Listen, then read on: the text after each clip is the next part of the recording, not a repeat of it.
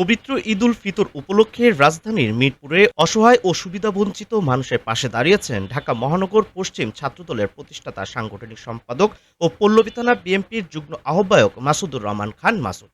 শনিবার বিকেলে রাজধানীর ডি ব্লক এলাকায় নিজ বাসভবনে শতাধিক মানুষের মাঝে ঈদ উপহার ও নগদ অর্থ বিতরণ করেন তিনি। পবিত্র ঈদ উল ফিতরের আনন্দ ভাগ করে নিতে এবং সাধারণ মানুষের মুখে হাসি ফোটাতে এই বিশেষ আয়োজন করা হয়। মাসুদুর রহমান খান মাসুদের ব্যক্তিগত উদ্যোগে আয়োজিত এই কর্মসূচিতে মিরপুর পল্লবীর ডি ব্লক অগ্রদূত ক্লাবের সামনে স্থানীয় শতাধিক অসহায় ও দুস্থ মানুষ জড়ো হন। তাদের হাতে ঈদ উপহার এবং নগদ অর্থ তুলে দেন মাসুদুর রহমান খান মাসুদ।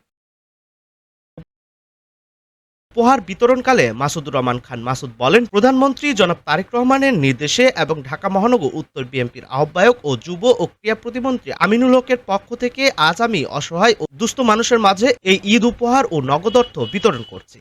বাংলাদেশ জাতীয়তাবাদী দল বিএনপি সবসময় সাধারণ মানুষের সুখে দুঃখে পাশে ছিল এবং আগামীতেও থাকবে। তিনি আরো বলেন, শহীদ রাষ্ট্রপতি জিয়াউর রহমানের আদর্শকে বুকে ধারণ করে এবং দেশনেত্রী বেগম খালেদা জিয়ার আত্মার মাগফিরাত কামনা করে আমরা এই মানবিক কার্যক্রম পরিচালনা করছি। সাধারণ মানুষের মুখে হাসি ফোটানোই আমাদের মূল লক্ষ্য।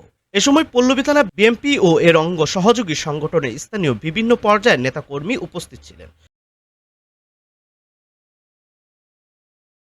উপহার নিতে আসা সাধারণ মানুষরা এই ঈদ উপহার পেয়ে সন্তুষ্টি প্রকাশ করেন এবং আয়োজকদের ধন্যবাদ জানান।